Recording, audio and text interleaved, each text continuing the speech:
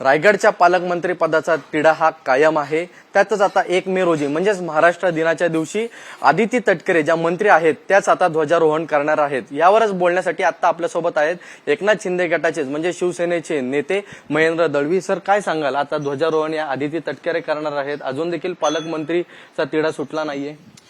असं आहे की मध्यंतरी पालकमंत्री आदितीताईच्या पदाला स्थगिती दिली तेव्हा रायगडमध्ये उठाव झाला होता, लोक रस्त्यावरती आली होती।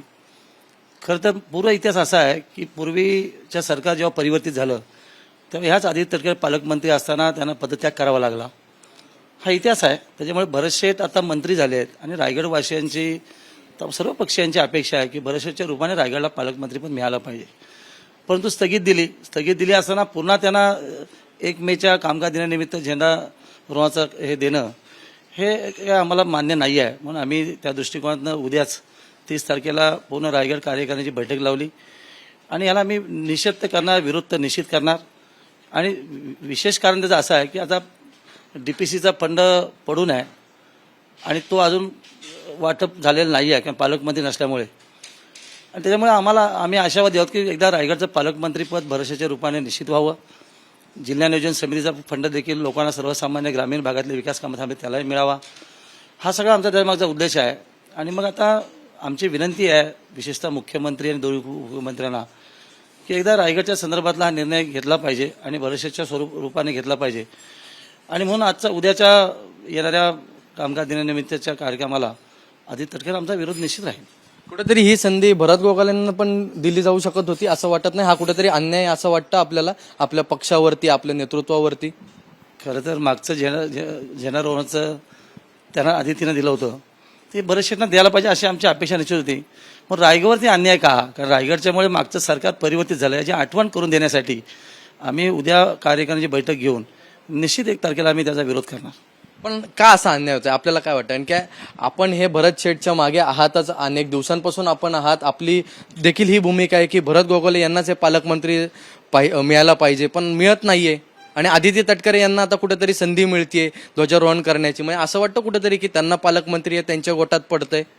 नाही, खरं तर जनतेने आम्हाला जनाधार जो दिला आहे तो खऱ्या अर्थाने भरत शेठच्या स्वरूपात दिलेला आहे। भरत शेठ 4थ्या टर्मचे आमदार आहेत। मागच्या वेळेला त्यांनी मंत्रिपद स्वीकारलं नाही आहे कारण त्यावेळेच्या सरकारच्या अडचणीमध्ये त्यांनी मोठं मन केलं आणि पद म्हणजे स्वीकारलं नाही आहे। आता ते मंत्री आहेत, सिनियरिटीप्रमाणे भरत शेठला द्यायला पाहिजे, हा रायगड दिला जनाधार आहे। आणि खरं तर रायगडचे 7 आमदारांपैकी राष्ट्रवादीचे एकच आमदार मंत्री आहेत, माझ्या पक्षाचे म्हणजे शिवसेनेचे 3 आहेत, BJPचे 3 आहेत। असं असताना तमाम रायगडवासियांची इच्छा आहे की भरत शेठच्या रूपाने पालकमंत्री व्हायला पाहिजे आणि म्हणून ह्या सगळ्या गोष्टीला आमचा विरोध तर निश्चित राहील। मला वाटतं असं की या वरिष्ठ मुख्यमंत्री, दोन्ही उपमुख्यमंत्री या संदर्भातला निर्णय घेतील आणि आमच्या बाजूने निर्णय देतील असे आम्ही आशावादी निश्चित आहोत। पण एक इतिहास आहे, महेंद्र दळवी हे नेहमी भरत गोगालेंच्याच पाठीमागे राहिलेत, यापुढे देखील पाठीमागे राहणार आणि त्यांना पालकमंत्री मिळावं यासाठी आपण आता काय म्हणजे मुख्यमंत्र्यांची भेट घेणार आहात का शिंदे साहेबांची देखील भेट घेणार आहात? आता कॅबिनेट संपल्यानंतर आम्ही मुख्यमंत्री, दोन्ही उपमुख्यमंत्र्यांची भेट निश्चित घेणार। या संदर्भात जी रायगडवासियांची कैफियत आहे ती त्यांच्या तिघांच्या समोर आम्ही निश्चित मांडणार आणि माझी खात्री आहे की मला असं वाटतं की या रूपाने भरत शेठ पालकमंत्री वरिष्ठ लेवलला घोषित करतील। आणि भरत शेठच्या पाठी का असं तुम्ही विचारलं तर आम्ही महेंद्र थोरवे असेल, मी असेल, भरत शेठच्या पाठी खंबीरपणे उभे आहोत कारण माणसातला माणूस आहे, सर्वसामान्यामधले रुजलेला माणूस आहे आणि म्हणून सगळ्या लोकांची अपेक्षा की भरत शेठच्या रूपाने पालकमंत्री मिळाला पाहिजे। आम्ही म्हणून उद्याच्या कार्यक्रमाला आमचा विरोध निश्चित राहणार।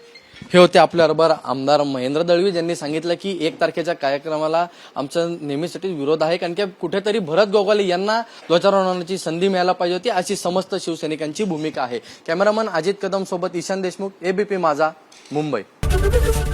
ABP माझा, उघडा डोळे बघा नीट।